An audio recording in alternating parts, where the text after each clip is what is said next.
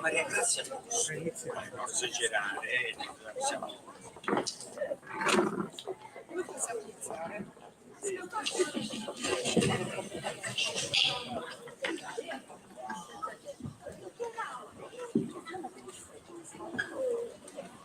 Buonasera a tutti, benvenuti a questa serata così ricca di appuntamenti e appunto quello che trascorreremo insieme è un momento veramente speciale in compagnia di padre Salvatore Morittu e di Giampaolo Cassitta e presenteremo il libro Gli ultimi sognano a colori. Un libro molto importante che mi tratterrò pochissimo, dirò solo due cose prima di dare la parola ai nostri graditissimi ospiti. Un libro veramente molto importante che ho letto tutto d'un fiato, sia per il valore prezioso dell'esperienza autobiografica che qui viene raccontata, l'esperienza di vita di padre Morittu e delle moltissime cose che ha fatto in tutti questi anni. Ieri era il suo compleanno, tantissimi auguri padre Morittu. La presenza preziosa anche di Giampaolo Cassitta, un grande intellettuale, un fine narratore, un uomo che ha lavorato per tanti anni a contatto con gli ultimi di cui parleremo anche in questo libro, che anche scrive per la Nuova Sardegna, quindi veramente un personaggio di grande spessore culturale. L'incontro di stasera è un incontro che si può leggere da tanti punti di vista.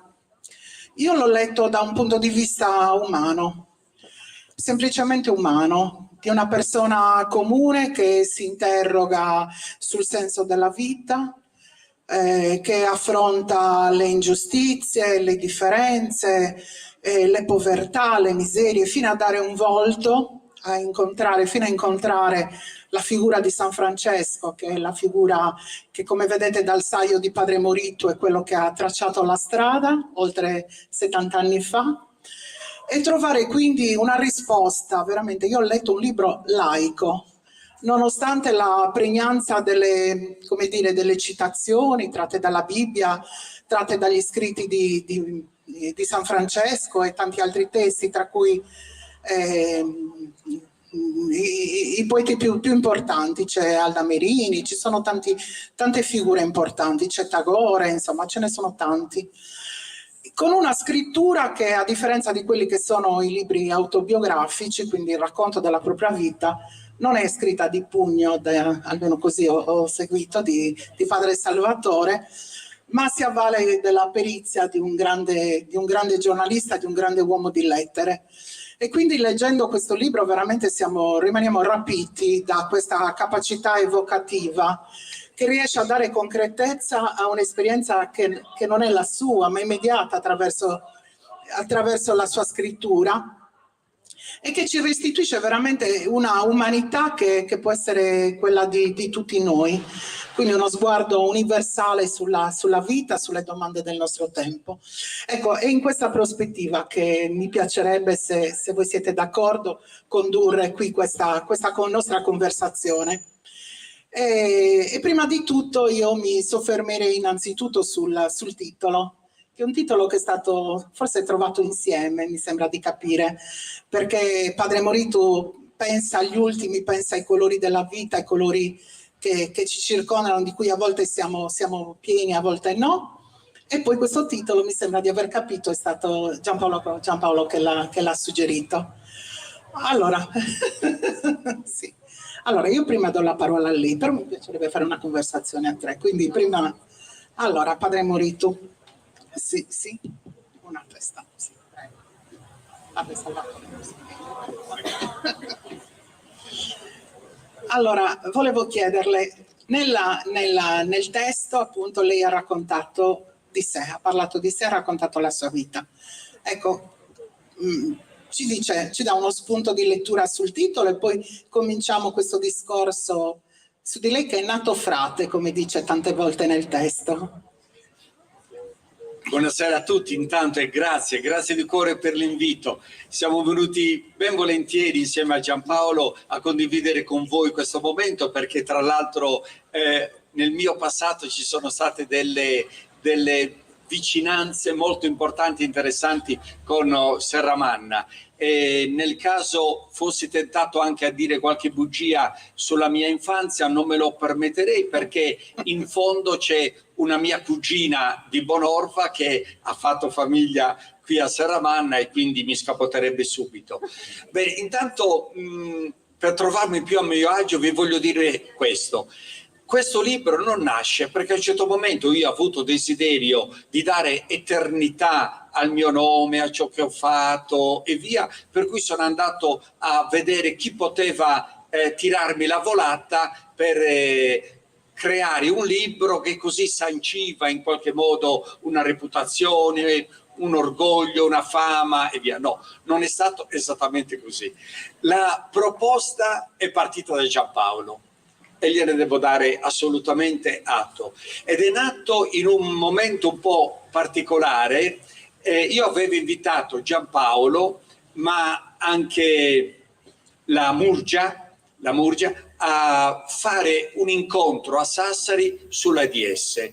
Era un reading intitolato così, l'AIDS. Io l'ho incontrato. Allora c'era una persona che lavorava con le prostitute e raccontava, io l'ho incontrato attraverso l'esperienza del marciapiede, Giampaolo che lavorava in carcere, io l'ho incontrato nelle celle, e così un'altra serie di persone.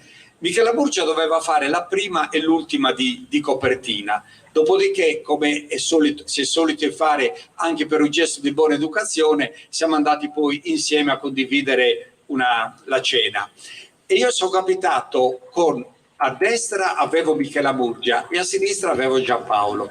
Michela Murgia è una famosa provocatrice, per cui mentre cercavamo di saziare Frate Corpo ha cominciato a farmi tutta una serie di domande, e la prima soprattutto particolarmente provocatoria, per cui ho cominciato lì, rispondendo alle sue domande, a raccontare un po' le vicende del trascorso della mia vita. Non mi ero immediatamente reso conto che sulla mia sinistra avevo Giampaolo Cassita che, facendo un po' il sornione, ma in realtà registrava tutto e sentiva tutto. Per cui, trovandoci immediatamente in un'altra circostanza abbastanza prossima a questa, mi disse: tu hai una storia interessante. Dal mio punto di vista meriterebbe scrivere un libro, scrivere la storia. Immediatamente di fronte a questo invito, a questa provocazione, ma era fatto con la tenerezza e con la cura dell'amico, immediatamente io ho alzato le paratie. Le paratie sono delle difese che immediatamente noi ergiamo in qualche modo dal punto di vista psicologico quando siamo in imbarazzo. Perché non volevo scrivere il libro? Non volevo scrivere il libro, primo, perché non volevo offendere Dio, quasi non mettendolo adeguatamente al giusto posto nella mia vicenda di vita, dove lui ha assolutamente la priorità. Seconda ragione, era una ragione molto sarda, molto del mondo agropastorale, per cui se tu ti esponi, dicono in logudorese, ti bone neosciu, per cui in qualche modo attiri libris la gelosia di Dio, ma anche quella degli uomini, per cui non devi esporti così. Non va bene perché attiri l'invidia, attira la gelosia e quant'altro. Per cui ecco, queste paratie le ho tirate subito su, e poi, a dire la verità, non volevo perdere tempo, non avevo tempo da perdere dal mio punto di vista a scrivere un libro. Invece Giampaolo è stato adeguatamente convincente. Primo perché mi ha messo subito a mio agio dicendomi che non mi avrebbe fatto perdere tempo, mi avrebbe certo intervistato e via, e poi avremmo elaborato insieme tutto questo. E anche la chiarezza che non sarebbe dovuto essere un libro che avrebbe nutrito l'ipertrofia del mio io, il mio egoismo, ma volevo che la mia vita fosse letta con delle lenti che vedono tutto al plurale, cioè la mia persona è un nome al plurale. Io sono quello che la vita ha messo in una certa situazione, ma mai solo, sempre con la possibilità di altre persone, e queste altre persone, a cominciare dalla prima persona che è lo stesso Dio, hanno preso le mie fragilità, le mie debolezze, la mia infermità, diciamo così, anche di ragazzo, dalle previsioni circa la sua nascita e il suo futuro abbastanza tenebrose da parte dei medici. Ecco, una persona così piccola, fragile, che riesce poi a combinare queste cose, si rende conto che non è tutto farina del suo sacco. C'è un noi che gira intorno a tutto questo. Ci sono degli incroci nelle vie, negli incontri che facciamo, che sono frutto certo della mia vita, ma anche della vita di tante altre persone che in qualche modo, incontrandoci, abbiamo respirato un'aria comune e un desiderio comune di entrare nel mondo dell'uomo e sviscerarlo. Questa associazione di cui io sono presente, che si chiama Mondo X, vuole esprimere proprio questo, il mondo misterioso dell'uomo, dove umanità e spirito, debolezza e ricchezza, fragilità e fortezza si nutrono insieme, si contaminano insieme, e così, se viene tutto indirizzato in un certo modo, riesce a adeguatamente arginare le debolezze ed esaltare le possibilità. Permettetemi che mi interrompo, perché niente di più pericoloso dare un microfono a un clericale. Grazie.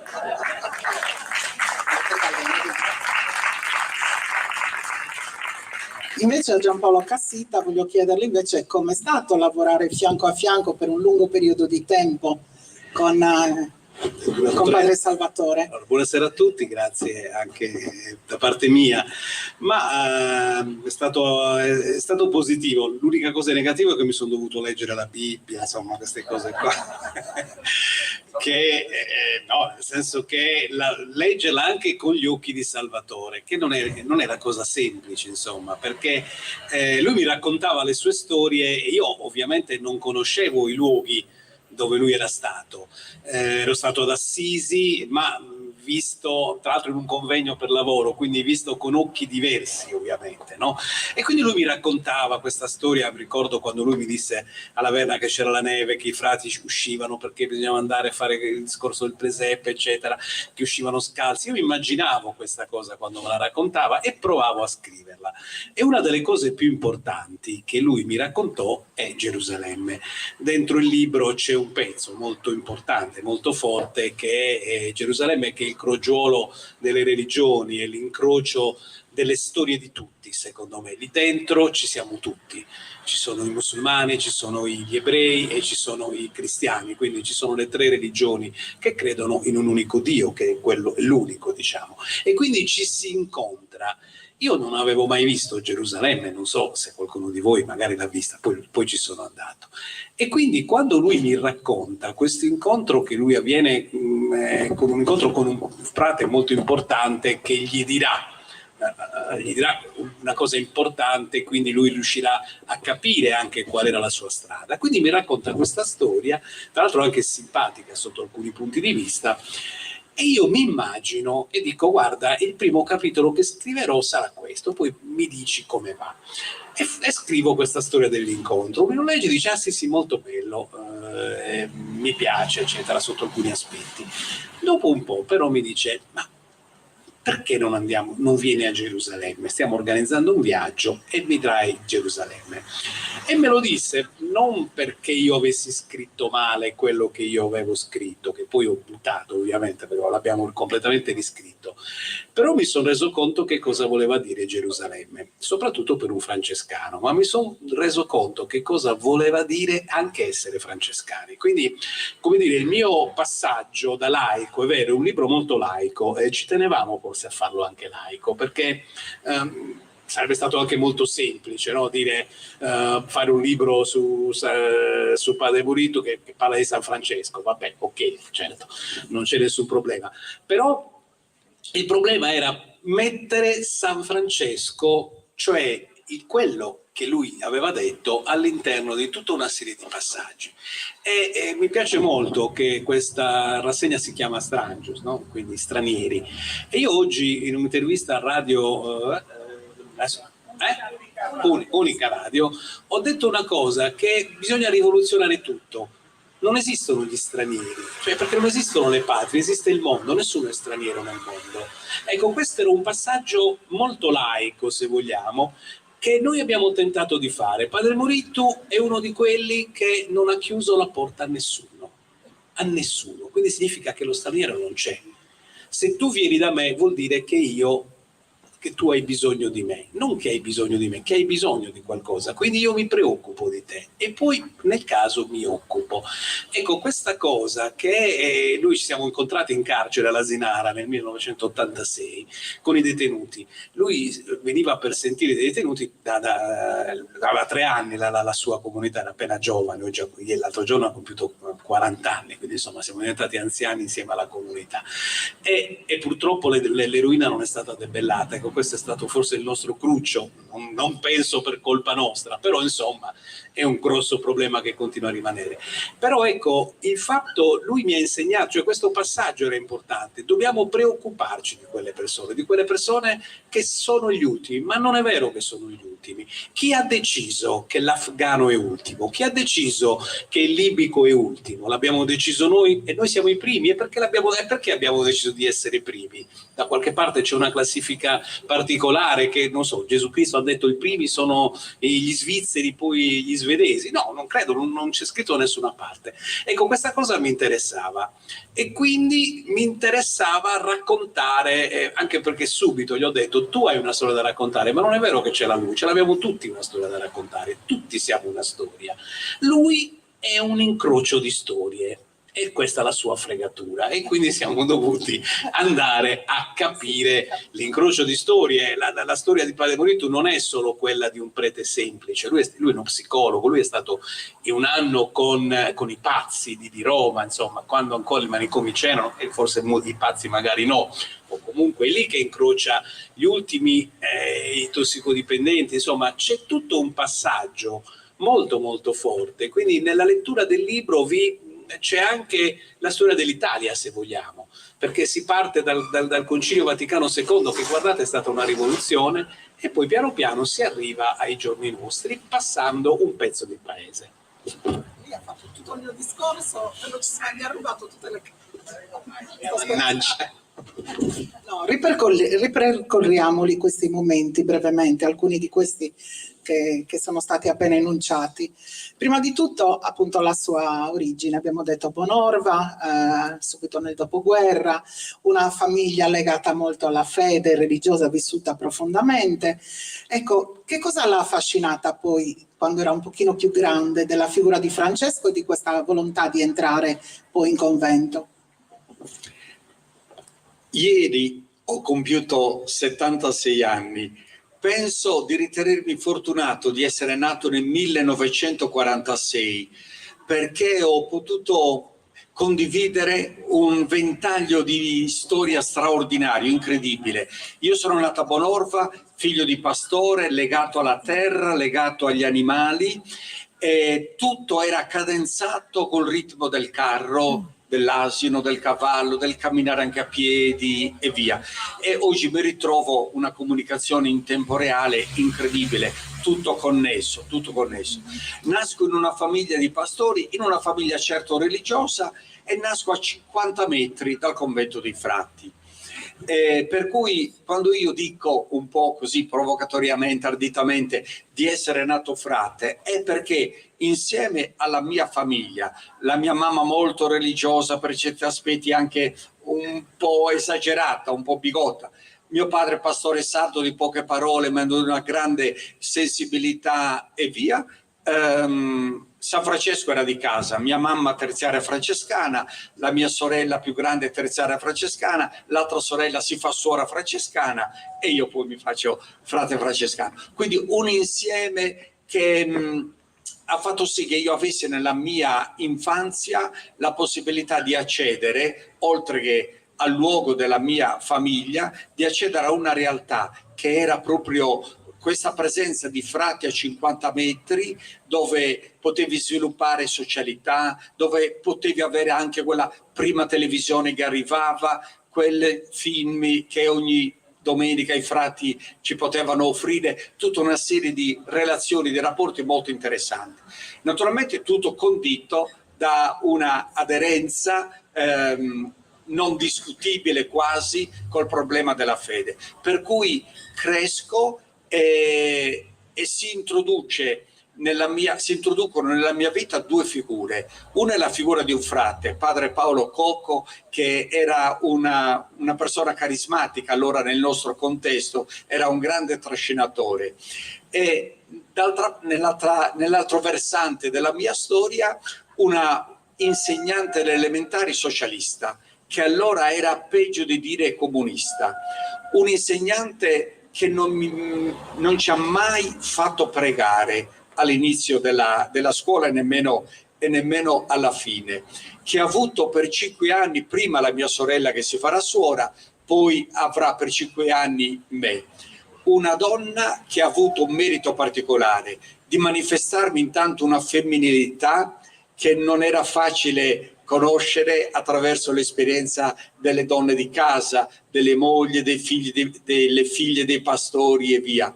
Le sue mani, per esempio, erano particolari, erano diverse da quelle della mia mamma, diverse dalle donne del mio parentado, del mio quartiere.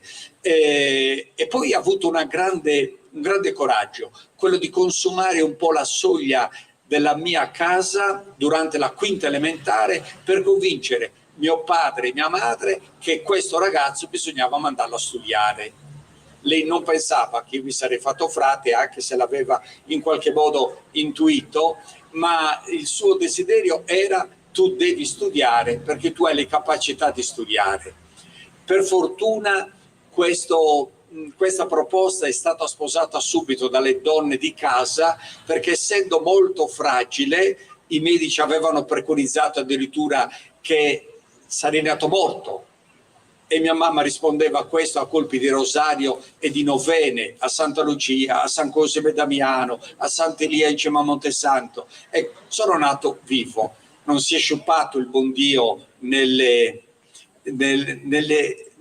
esigenze estetiche, diremo così, però sono nato vivo e ho compiuto anche 76 anni. Ecco, comunque questa maestra ha avuto subito l'aderenza del mondo femminile di casa mia, perché vedevano che forse non c'avevo la robustezza che era richiesta dal pastore che doveva governare, oltre che le pecore, altre le intemperie della natura. Un pochino più difficile fu convincere mio padre, ma c'era anche un qualcosa che preconizzava insieme allo studio anche la possibilità di diventare frate. E infatti le scuole medie io l'ho fatto a 50 metri da casa mia, nel seminario dei frati. Dopodiché, dopo la terza media, ho continuato gli studi quarta e quinta ginnasio a Sassari, sempre dai frati. Poi il momento della scelta: vuoi diventare o no frate? Vuoi vestire l'abito oppure no? Io risposi di sì e mi mandarono in Toscana, su un monte bellissimo, straordinario, Monte Laverna, dove San Francesco ha ricevuto le stimmate. E lì per la prima volta però sono entrato anche in contatto con un mondo molto austero, molto severo, molto disciplinato, il senso dell'austerità e della penitenza, i piedi scalzi anche quando la neve per tutto l'inverno rendeva isolatissimo questo monte, svegliarsi la notte alle 2 per pregare un'ora e poi ritornare a dormire, un controllo particolare di se stessi, compresi degli occhi. Camminando non dovevo guardare intorno, ma dovevo guardare possibilmente per terra, una disciplina severissima che non so perché l'ho accettata. Fatto sta che l'ho accettata perché era in sintonia, diremo così, con quella esperienza di fede molto semplice ma anche molto tradizionale che mi era stata inculcata prima in famiglia e poi dai frati. Dopo questo anno di noviziato ho indossato l'abito da frate E la mia mamma subito solennemente mi ha detto: bene, ora che c'è l'abito da frate ti puoi levare quel breve che io ti ho messo addosso sin da quando ero bambino. Mi sono ritrovato a 17 anni con un breve piuttosto poderoso, le benedizioni dei vari santi che lei cuciva dentro gli scapolari. Ecco, dopo quest'anno di prova sono stato ritenuto idoneo, ho emesso per la prima volta il voto di povertà, di castità e obbedienza e sono stato inviato sempre lì in Toscana a fare il liceo classico, in un liceo classico tenuto anch'esso dai frati, ma molto serio, con dei docenti frati veramente molto preparati, molto, molto importanti. Lì ho sperimentato un evento che è quello del Concilio Vaticano II, una chiesa rivoluzionata, una chiesa in uscita, direbbe oggi Papa Francesco. E questa chiesa in uscita, questo Concilio Vaticano II, insieme a quell'altro tsunami che in quegli anni ha cominciato a ventilare, che era il 68, ecco, questi due eventi hanno fatto sì che io cambiassi radicalmente non la mia fede, ma il modo di sentire la fede, non il mio Dio, ma il modo di sentire Dio, non il mio San Francesco, ma il modo di sentire San Francesco. E lì è iniziata veramente una grande e nuova rivoluzione nella mia vita. Allora, a questo punto, in qualche modo, lei ormai è un adulto che affronta quelli che sono anche i problemi della società. E la ricostruzione anche di queste tematiche che lei sta nominando, no? I cambiamenti della Chiesa, e la presenza dei preti operai, le contestazioni che in qualche modo serpeggiano, insomma, negli angoli della Chiesa, sono un discorso delicato, talvolta anche scomodo, a cui non è facile prestare in qualche modo anche seguito. Ecco, lei da laico invece, ecco, perché qui veramente è una rilettura probabilmente che lei fa di questi anni così importanti e così anche determinanti per il cambiamento, insomma, delle idee, della cultura, Sì, della vita religiosa. certo, quelli erano anni molto interessanti anche per me, nel senso che io ho conosciuto dei preti operai e ho conosciuto dei preti che erano andati in Cile, due cileni, che mi avevano colpito moltissimo da quei tempi. Quindi questi preti che in qualche modo si mettevano in gioco e non facevano altro, poi leggendo bene il Vangelo, non facevano altro che fare quello che fondamentalmente diceva Gesù Cristo, insomma, no? E soprattutto quello che diceva Francesco. Dovremmo un attimo ripartire da Francesco perché è una figura carismatica. L'altro giorno c'era la trasmissione di Cazzullo che ha detto una cosa importante. Innocenzo III, che era il Papa che accetta la regola di Francesco, dice: fa il sogno incredibile in cui Francesco salva la Chiesa, no? Poi le cose non sappiamo come siano andate in realtà, però questa metafora è bellissima. In realtà è un momento in cui c'era bisogno di una persona come Francesco che riportasse quella Chiesa che si era chiusa in se stesso, che la riportasse in piazza, che la riportasse a discutere. Ecco, la storia di Salvatore parte un po' da lì, cioè lui è un uomo, come ha detto, di campagna, eccetera, però poi ecco, si trova davanti a Firenze in un posto dove tutto accade, tutto succede. C'è il 68, c'è la rivoluzione, bisogna la fantasia al potere, bisogna rifare tutto. Ecco, a quel punto, come disse un grande signore che si chiamava Fabrizio De André, con La Buona Novella nel 1970, quando tutti lo accusano, dice: ma come tu, De André, comunista, un anarchico addirittura, fai un disco, La Buona Novella, cioè una cosa insomma vecchia, Gesù Cristo, ma quando si riguarda e lui dice: ma scusate, ma guardate che stiamo parlando del più grande rivoluzionario che c'è sulla terra, ma di che cosa state, tutto quello che voi state facendo adesso lui l'ha fatto già, lui ha fatto la grande rivoluzione. Ecco, questo è il punto che Salvatore ha spiegato anche molto bene e che mi interessava anche dal punto di vista, come dire, non solo intellettuale ma anche letterario, no? Sotto alcuni aspetti, cioè questo passaggio che cosa comporta? Comporta che bisogna cambiare ovviamente tecnica, tattica, no? Strategia non basta, importante la messa, tutte le parti, però ecco, che cosa facciamo per gli altri? Cioè noi che cosa facciamo? Salvatore si fa questa domanda, c'è il passaggio su Gerusalemme, c'è il deserto che lo aiuta moltissimo e poi c'è la risposta. E la risposta sono gli ultimi, cioè la risposta è quando lui veramente tocca con mano, un po' come San Francesco in realtà, tocca con mano il lebbroso metaforicamente e dice beh questo non è l'ultimo, questo è anch'esso è un figlio di Dio, cioè anche questo è un uomo, come direbbe Levi, quindi da quest'uomo dobbiamo ripartire e dobbiamo ripartire con dignità, noi dobbiamo riportare la dignità a tutti, questo è un passaggio fondamentale che anche oggi noi siamo qui, non stiamo restituendo la dignità giusta alle persone, cioè c'è una guerra in atto, ci sono tutta una serie di ingiustizie nel mondo, no? Forse ecco la risposta l'ha data Bergoglio chiamandosi Francesco, è stato coraggioso, devo dire quasi folle, ecco, questa grande follia piano piano si sta cominciando a capire, probabilmente Bergoglio è l'unico fino ad oggi noi ascoltiamo il Papa per sentire di pace, non ne parla più nessuno, ne parla solo lui.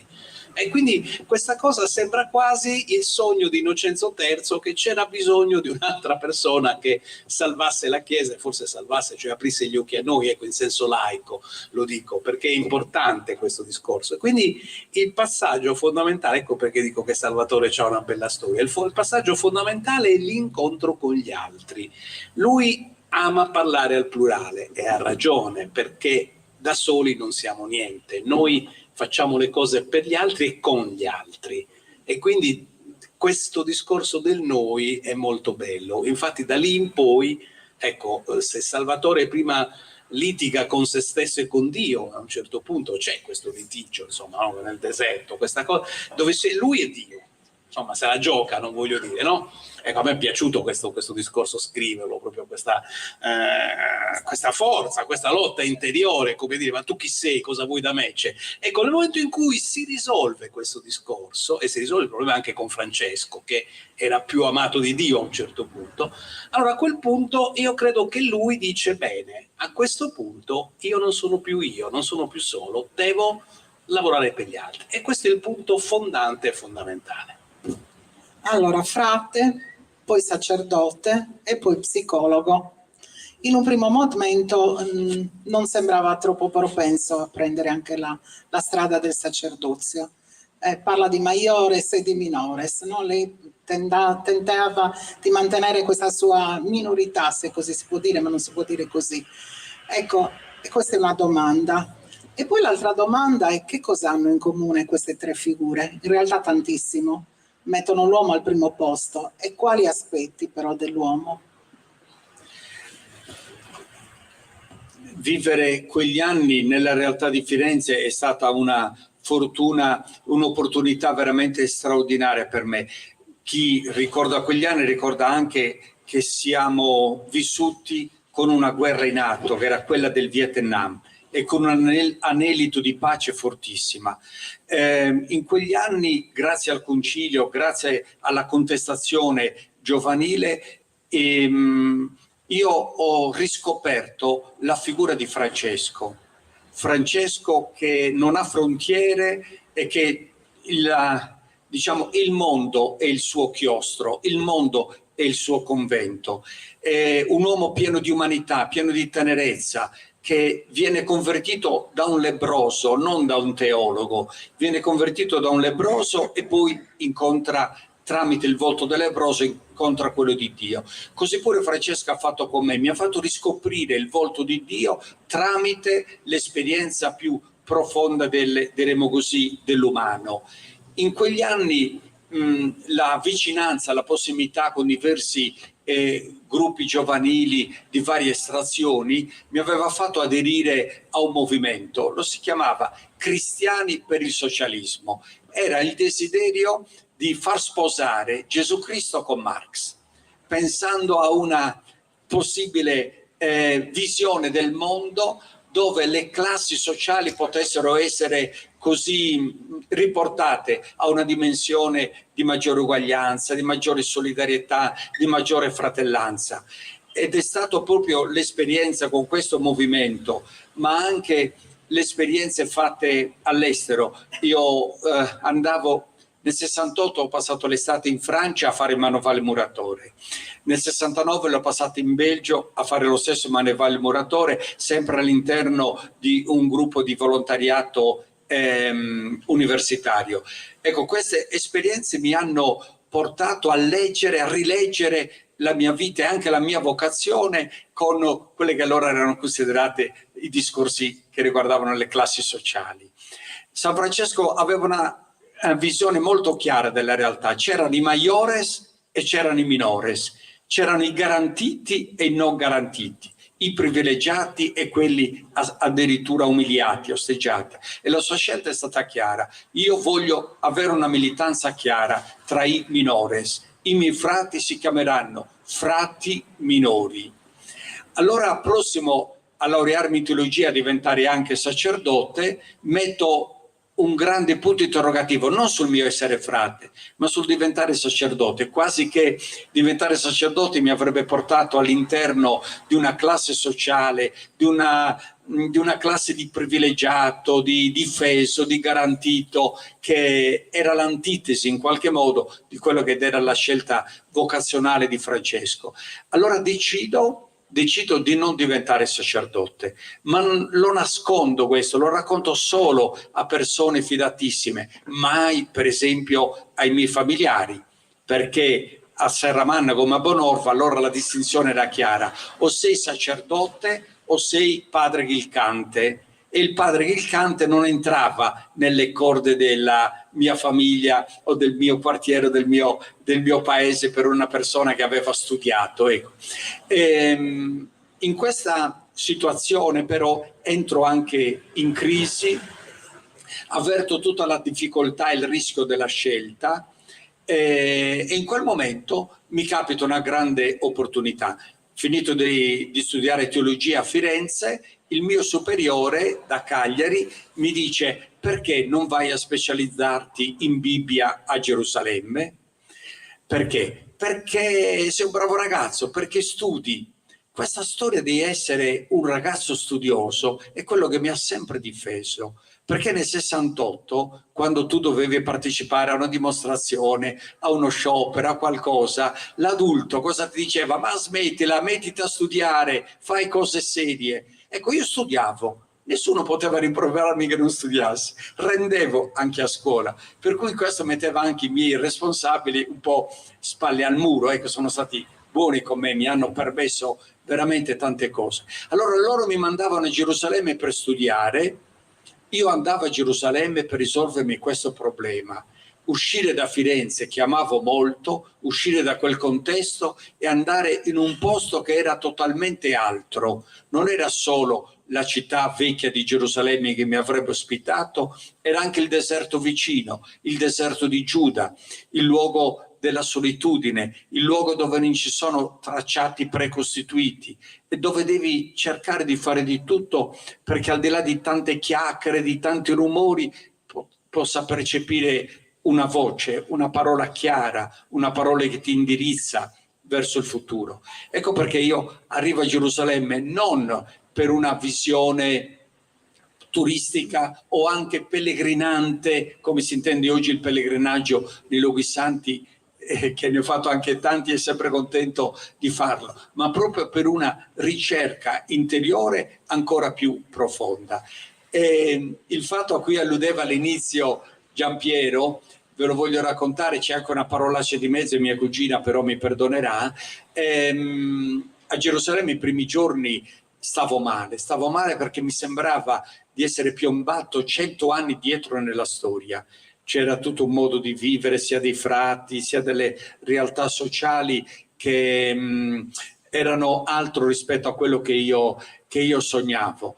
Per cui la sera andavo spesso nella Basilica del Getsemani a raccontare su quella roccia lì dentro la chiesa, luogo dell'agonia di Gesù, un po' le mie pene giovanili di aver lasciato un mondo e di essermi forse troppo arditamente messo in un mondo che era così diverso, così altro.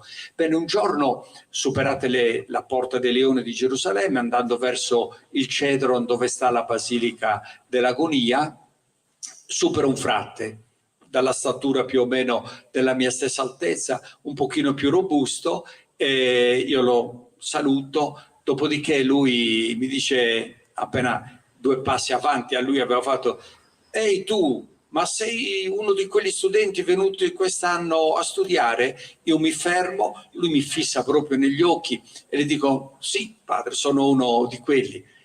E lui, guardandomi fisso negli occhi, mi disse: allora, ascoltami bene, qui le arabe sono tutte sporche e le ebree sono tutte puttane, ti conviene metterti a studiare.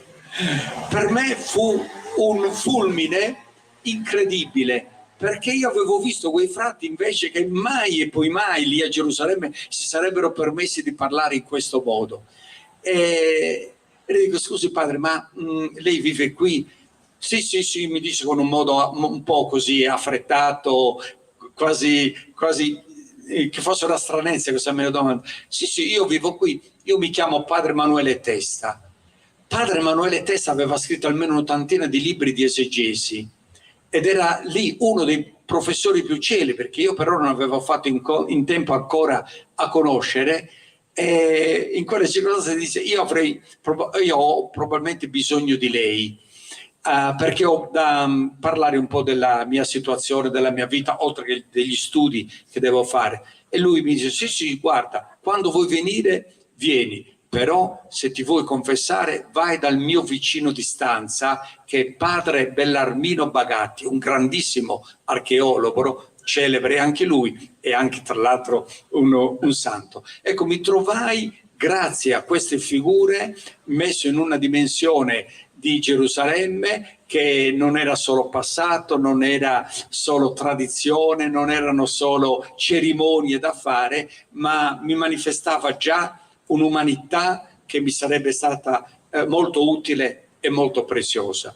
Dopo 2 anni decido di diventare sacerdote e torno in Italia e mi faccio ordinare sacerdote a Bonorva, e poi i frati penseranno di mandarmi a studiare psicologia a Roma e faccio una tesi vivendo un giorno sì un giorno no per 2 anni nel manicomio a interpretare e capire il linguaggio della follia, questi altri poveri, oltre che i palestinesi, che si inserivano nella mia vita.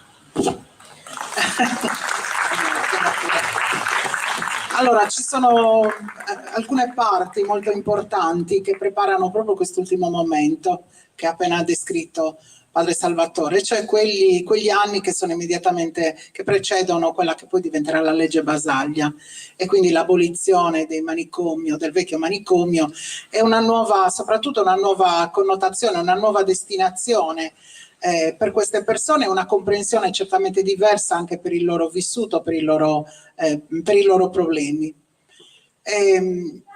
Il vostro incontro invece, se vogliamo arrivare poi al discorso più vicino a noi, il vostro incontro invece riguarda effettivamente quest'ultima parte abbastanza lunga della vita di Padre Morittu, e cioè Mondo X, l'incontro con la tossicodipendenza, con i carcerati. Questa è un'esperienza che vi ha fatto incontrare, ecco. Sì, devo dire che io ero abbastanza diffidente, non dei preti, ma delle comunità. Nel senso che ci fu a un certo punto un pullulare di comunità, tutti facevano la comunità per risolvere i problemi della tossicodipendenza, tutti in buona fede, per carità, non è questo il problema, però nessuno tirava fuori i dati, cioè tutti avevano un progetto, alcuni molto oscuro, però alla fine io mi rivedevo sempre i detenuti che facevano un'esperienza di 1 mese in quella comunità e poi ritornavano, quindi c'era qualcosa che non andava. Quando parlai con Salvatore, ne parlammo, lui mi disse che c'era un progetto molto serio, molto fermo, insomma, dove non era possibile che lui prendesse un ragazzo così che scriveva una lettera e poi lo prendeva. E questa cosa mi incuriosì moltissimo, e mi incuriosì poi un'altra cosa, anzi, e mi diede la contezza della forza della comunità di Mondo X, del Mondo X Sardegna tra l'altro, che era quella che a un certo punto la regione Sardegna, cioè un po' tutta l'Italia, creava, c'era stato il problema della tossicodipendenza, siamo intorno agli anni 80, 83, 80, 86, quando c'è stato proprio il boom, il fenomeno con la legge la 390, insomma, e quindi c'è stato un interesse molto forte per i tossicodipendenti. A un certo punto ci si siede su dei tavoli e si dice sì, vabbè, bisogna pagare una retta, lo Stato si impegna a pagare la retta, e quindi i SERT, a quei tempi si chiamavano SERT, servizi per le tossicodipendenze, che oggi sono diventati invece servizi per le dipendenze, quindi SERD, dicono hanno un potere, insomma, in senso buono del termine, quindi devono decidere, insomma, come lavorare con i ragazzi e quindi dividerli nelle varie comunità. Questo pezzo è raccontato molto bene nel libro ed è il no, forse l'unico no di Salvatore. Se noi andiamo a pensare, non ho mai sentito dire no, ma quello è un no che fa rumore, un no fortissimo, un no duro anche, un no da folle, un no francescano, perché dice no, io non voglio i vostri soldi, non è un discorso di soldi. Noi dobbiamo fare un altro tipo di discorso, perché se noi vogliamo fare un percorso con questi ragazzi, i percorsi li dobbiamo decidere noi in un certo modo, loro devono seguire il nostro progetto che non è legato alla retta. Quindi noi preferiamo sceglierli noi, i nostri ragazzi, e instradarli come noi crediamo. Questa cosa la disse negli anni '80, quando veramente le comunità a un certo punto, alcune ci mangiarono, ci furono dei grossi scandali, insomma, su queste cose.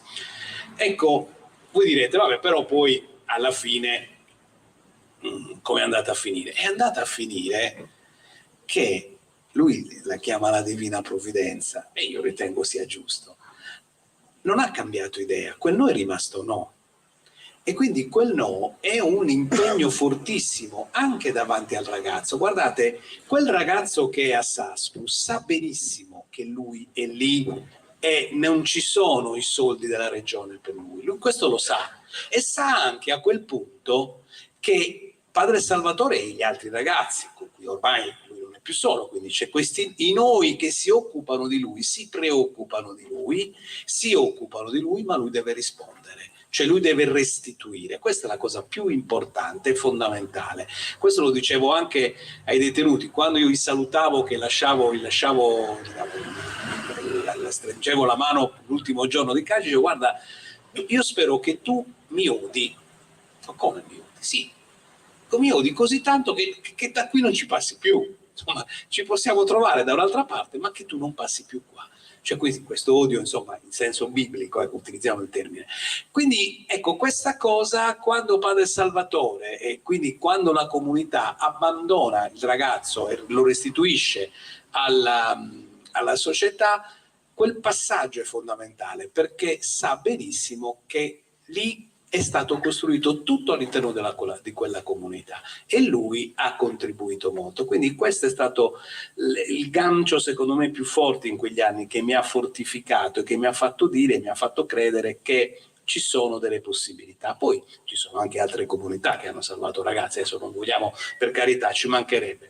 Però questo è un passaggio fondante, fondamentale, e io lo vedo ancora oggi importante, interessante anche come discorso laico, ma è un discorso anche di costruzione dell'uomo. Cioè, io ti salvo perché sei un uomo, io mi occupo di te. Quando nell'86 è lì, l'ho visto tentennare, perché gli uomini tentennano, e anche Padre Salvatore ha tentennato, davanti alla malattia terribile dell'AIDS.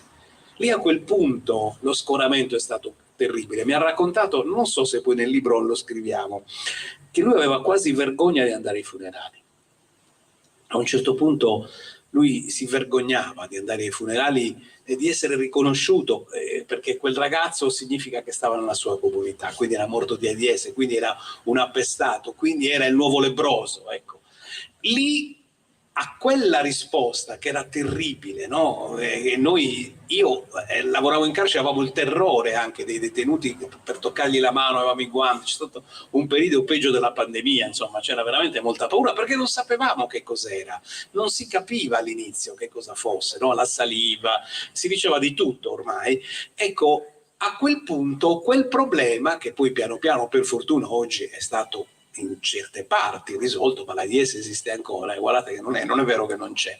Ecco, lui trova una soluzione, è una soluzione bellissima, perché il passaggio fondamentale, fondante lo stesso, è quello di dire: queste persone muoiono, è vero, non se ne può fare a meno, nel senso che i linfociti scendono, quindi ormai la loro morte è sicura, e allora dobbiamo accompagnarli con dignità alla morte. C'è una frase bellissima che è veramente francescana, secondo me. Ecco, questo è il punto più alto di tutto. Sembra banale come frase, ma devono morire con l'odore del minestrone. Questo significa riconoscere l'uomo. Ecco, questa è la cosa che mi ha colpito di più e che mi fa sempre dire: era una storia che si poteva raccontare, anzi si doveva raccontare.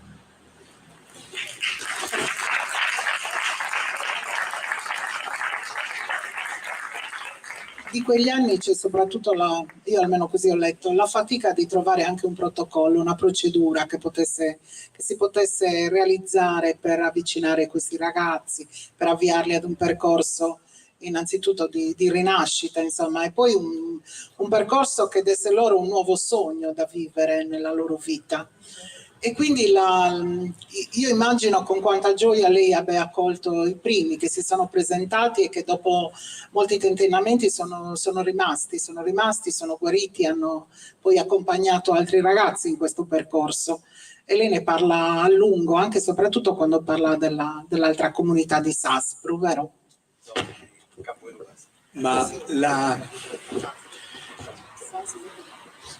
sì. La fortuna grande della mia vita, e insieme alla mia quella di altri, è di aver avuto l'opportunità di approcciare la realtà del ragazzo drogato con una visione abbastanza innovativa, nel senso che il drogato è la persona più definita che noi possiamo immaginare, dall'assuntore di sostanze psicotrope alla pera marcia della nostra società, al diabolico, all'egoista, al desertificatore di ogni realtà sociale e via. Riuscire invece a intravedere che dentro di lui in realtà c'era un desiderio fortissimo di amare. La droga, al di là di ogni altra considerazione, è una follia di amore, è una congestione esistenziale. E allora quando tu percepisci questo, capisci anche che c'hai due strumenti da mettere in campo per condividere e aiutare e progredire verso una rinascita. E questi due strumenti sono: primo, amare. Lo devi amare. Una parola abusata, ma della quale non possiamo fare a meno della sua forza, del suo vigore. Se tu non lo ami quel ragazzo, se non lo guardi con gli occhi del padre e della madre, tu non riuscirai a penetrare nelle cortecce che lui mette fuori e arrivare al cuore. E l'altra cosa era, insieme ad amarlo, dare anche un progetto. I genitori l'hanno amato più di me, questo ragazzo, però probabilmente è mancato un progetto familiare, è mancato qualcosa che lo coinvolgesse in un modo particolare. Ecco, allora preparare un progetto per il cammino di questo ragazzo, questo è stato un impegno molto arduo dal punto di vista concettuale e poi dal punto di vista pratico, perché si trattava di vivere insieme a lui e, vivendo con lui, fare dei passi insieme per riempire 3 contenitori. Uno era aiutarlo a conoscersi, perché se non ti conosci non arriverai ad amarti, e il male peggiore del tossicomane è quello di non amarsi. Dirà di amare la moglie, dirà di amare i figli, ma non ha la forza e il coraggio di amare se stesso, perché se uno si ama si cura di sé, se uno si ama non si inquina, Se uno si ama, sa valorizzare le proprie risorse. Allora aiutarlo a conoscersi per arrivare ad amarsi. Secondo, lavorare. Noi tutti lavoriamo. Il primo gregge ce lo siamo fatti con 105 pecore, 1 o 2 ogni pastore.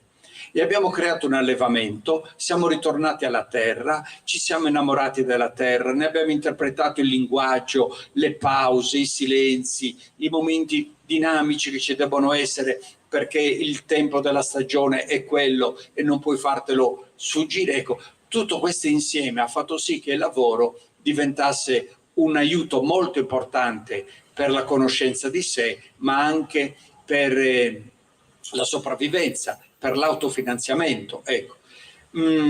E terzo contenitore, dopo la conoscenza di sé, l'interpretazione anche psicologica delle sue fragilità e il lavoro, un altro contenitore, la cultura. Cioè farlo aprire al mondo. E credetemi, l'elemento più semplice della cultura che io interpreto insieme a loro è questo: poter mettersi davanti a un grande personaggio, che ne so, viene il rettore dell'università e via, guardarlo serenamente in faccia e dirgli: professore, rispetto a lei io sono asino, però se lei le cose me le dice, me le spiega, io sono anche capace di conoscere e di capire. Ecco, non avere ostacoli delimitanti alla possibilità di conoscere, di sapere, di interpretare, di essere protagonista della propria vita. Ecco, allora quando metti insieme tutti questi elementi, amore e progetto, allora non è che la cosa diventi immediatamente facile, però diventa seria, diventa importante, diventa coinvolgente. Perché io non prendo i soldi dallo Stato? Perché prendendo quei soldi c'è una realtà che non conosce il ragazzo, che sono i medici del SERT che l'hanno visto quando lui ancora era in preda alle sue dipendenze e dicono: tu vai in comunità per 6 mesi, per 12 mesi, per 18 mesi. Io in 40 anni non ho imparato quanto tempo ci vuole ad attrezzare un ragazzo per vivere in autonomia la sua libertà, la sua responsabilità. E allora preferisco non avere i soldi, però mettere quel ragazzo nella condizione che se non gli basta un anno può sceglierne ancora un altro e ancora un altro, non perché io lo leggo e lo costringo, ma perché lui capisce che certi nodi dentro il suo cuore, nella sua persona, sono difficili da sciogliere. Ci sono aspetti congelati dentro una persona che per rimetterli in movimento ci vuole tanto tempo e tanto impegno, e lui lo vuol fare. E allora perché non farglielo fare? Perché condizionare la sua presenza al pagamento di una retta o dire: beh, non abbiamo altri soldi per lui? Allora abbiamo immaginato insieme a tanti altri che col poco di tanti, ma anche col suo lavoro, anche con la serietà della sua vita, si riesce a realizzare tutto questo. Ecco, in questa avventura Paolo faceva riferimento a un momento nel quale non paura, ma una profondissima angoscia ha prostrato me e gli altri, e quando nel 1985 un ragazzo si ammala, dimagrisce, si consuma senza che noi nei medici sapessimo perché. Alla fine, in una delle sue ospedalizzazioni, un giovane medico mi dà una rivista in inglese, mi dice: legga questo articolo, è un quadro clinico che si somiglia tanto a quello del suo ragazzo. Lo leggo ed entro in contatto con questo virus che si chiamava allora LAV, poi lo chiameranno HIV, e con questa malattia che aveva già un suo nome tecnico, AIDS. Mandiamo il sangue a Roma, all'Istituto Superiore di Sanità, ritorna il responso: era malato di AIDS.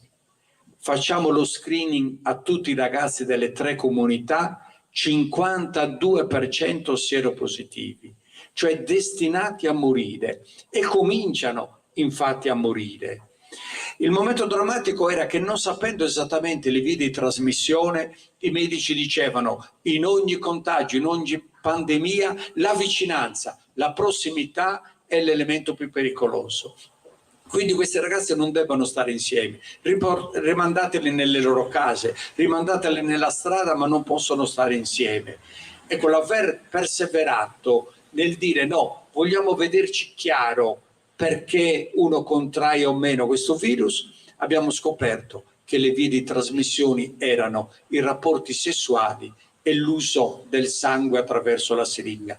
Due condizioni che da noi erano adeguatamente preservate dal metodo, dal contesto nel quale vivevamo. Allora abbiamo capito che non solo non li dovevamo mandare via, ma che proprio per questa ragione dovevano starci lì, dovevano stare lì, perché sarebbe stato quello un contesto che non li avrebbe emarginati e che gli avrebbe dato la possibilità di superare la loro disperazione.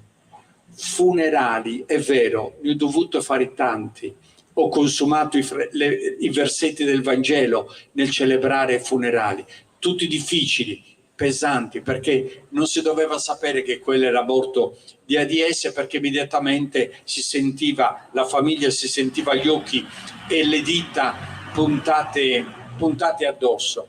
Però abbiamo capito che invece quei ragazzi se erano poveri, erano ancora più attrattivi per un'idea importante che avevamo, di non lasciare nessuno indietro, che nessuno è irrecuperabile. E lì allora l'altro sogno, questi quando domani avranno bisogno di un'assistenza e la famiglia non c'è, questi quando domani saranno totalmente ingoiati dalla loro solitudine e dalla loro disperazione, come potranno sopravvivere? Allora mi faccio dare un altro convento a Sassari dai frati, lo ristrutturiamo con l'aiuto della gente e facciamo la casa per i malati terminali, allora si diceva da AIDS, oggi per i malati gravi, ed è la casa famiglia di Sassari che è un raggio di luce forte, intensa in una città che invece fa fatica a riconoscersi che laddove c'è debolezza c'è anche desiderio grande, forte di recuperare vita, di recuperare una rivalsa nei confronti delle vicende drammatiche che la vita stessa ti ha fatto vivere. E allora camminare insieme ai tossicodipendenti che si recupera e ai malati di AIDS che andranno domani incontro alla morte, ma dentro una famiglia, dentro un contesto di affetto, questo è un evento straordinario che non dobbiamo far mancare a nessuno.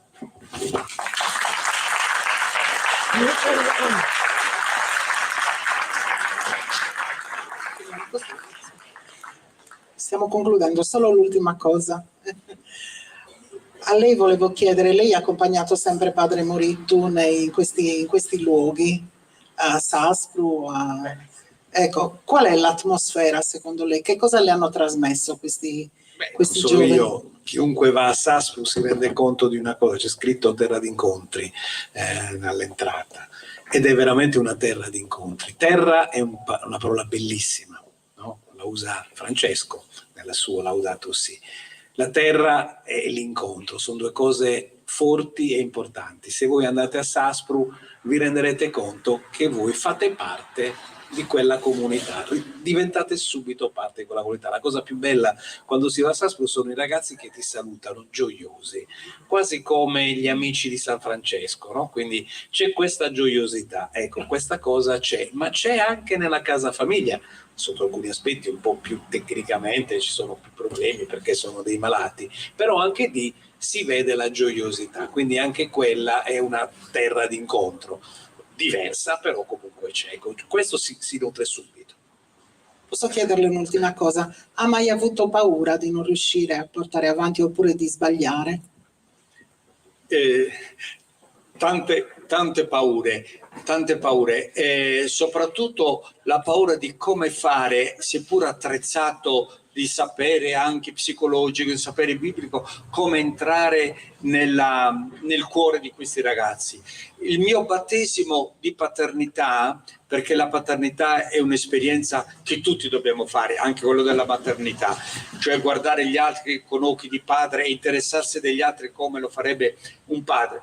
Il battesimo della paternità io l'ho avuto nel primo periodo della vita della comunità, quando arrivavano gli eroinomani in crisi di astinenza, e le prime 4 notti le passavano insieme a me in una stanza a 2 letti, perché avevano delle reazioni fisiche che potevano anche impaurire. Ecco.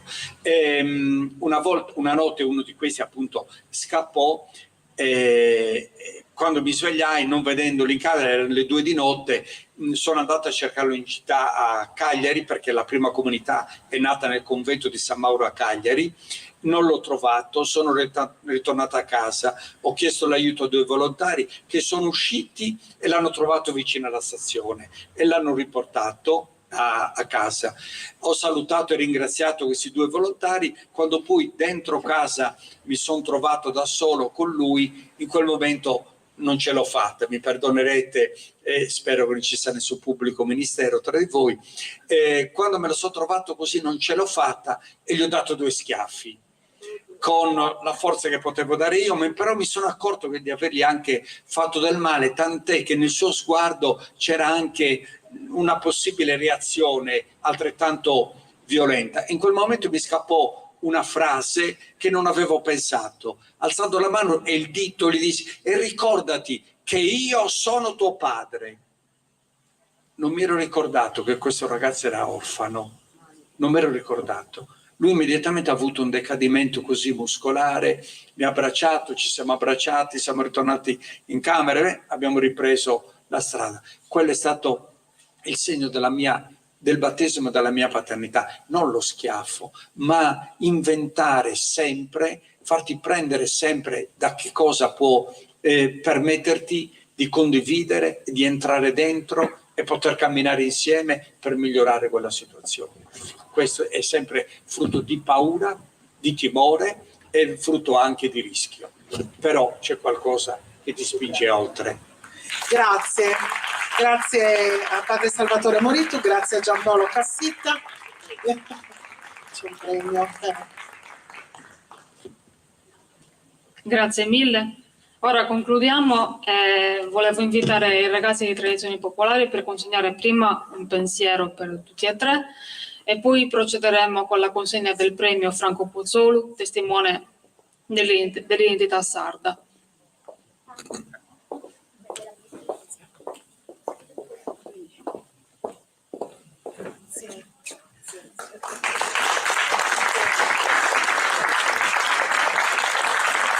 Farei avvicinare anche Marina, l'artista che ha realizzato una delle opere, e Giovanni, l'assessore alla cultura e alle politiche giovanili. Grazie.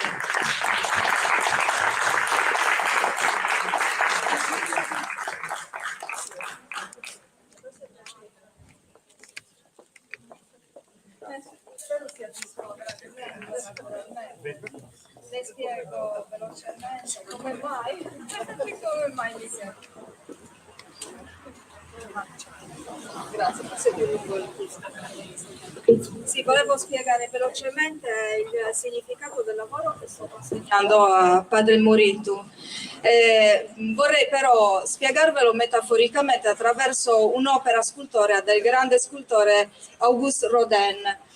Siamo ai primi del 1900, forse lei ha compreso già il significato, naturalmente no. Siamo intorno ai primi del 1900. È un grande scultore che a Parigi rompe quella sottilissima linea che lega ancora il classicismo all'epoca della grande modernità, che di lì a poco infatti avviene in tutta Europa. Mi riferisco alla mano di Dio, che lei deve andare a vedere. Non so se avrà mai la possibilità di vederla dal vero, perché a New York. Però se ha dimestichezza con internet potrebbe cercarla attraverso una fotografia. Che cosa ci vuole dire con questa preziosissima opera Auguste Rodin? Che Dio ci consegna un gesto, il gesto della creazione. Questa creazione andate a vedervela assolutamente attraverso le fotografie su internet, che plasma, e lui stesso dice che nel generare quest'opera si è sentito come Dio. E allora immagina la mano di Dio che nell'opera finale è marmore, attenzione, mentre invece nella realtà lui la immagina di terracotta, tant'è vero che Dio raccoglie la terra, plasma Adamo ed Eva. Lui lo indica come un gesto, questo gesto della creazione che però è anche, come diceva lei prima, ti rende protagonista, perché si rivolge al lavoro che l'uomo poi dovrà fare su se stesso e su tutto quello che lo circonda, sul mondo che lo circonda.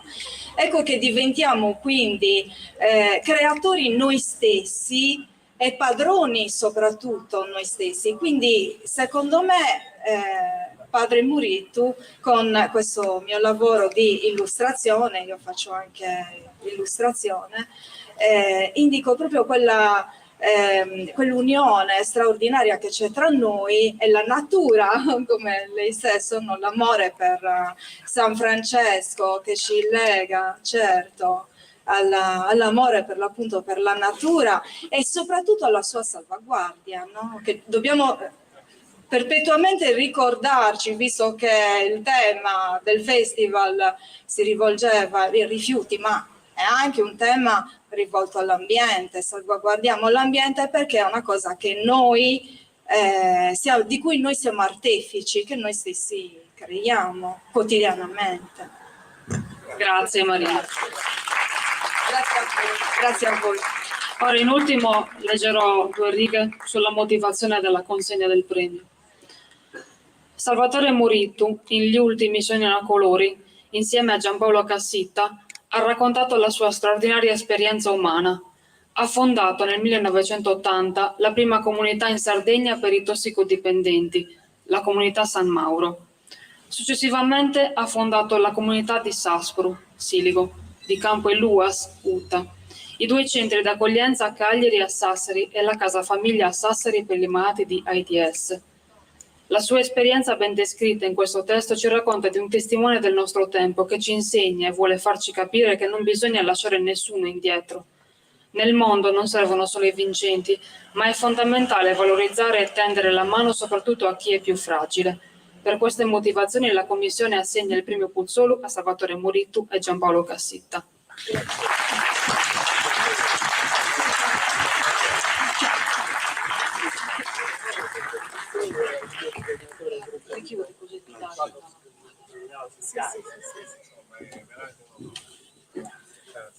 Grazie. Concludiamo questa terza giornata invitando nuovamente i ragazzi di Tradizioni Popolari.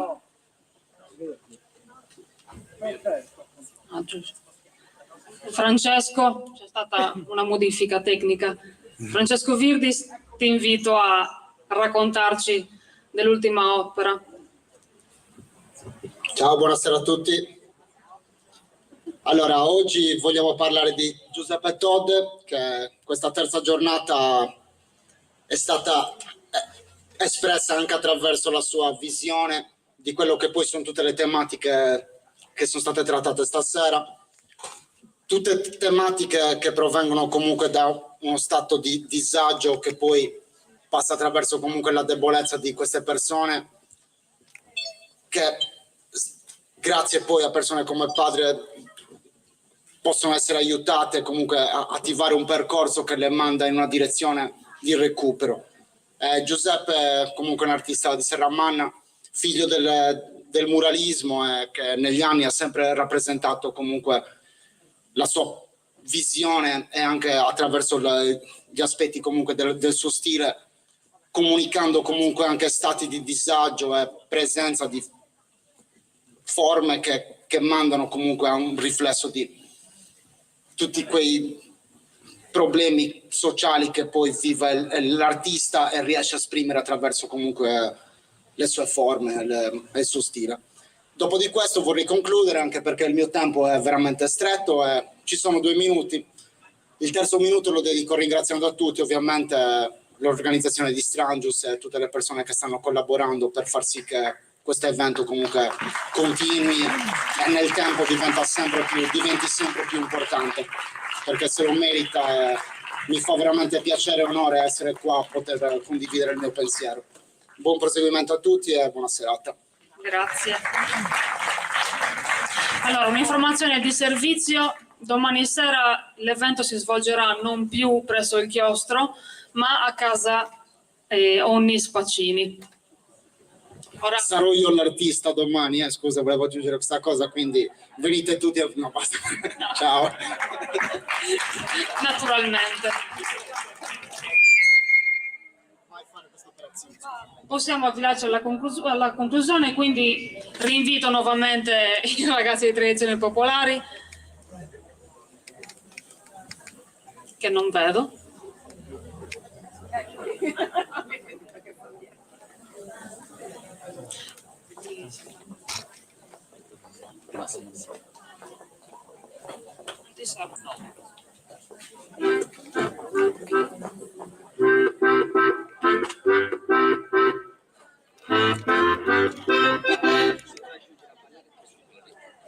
E naturalmente chi non è timido si può unire al ballo insieme ai nostri più esperti.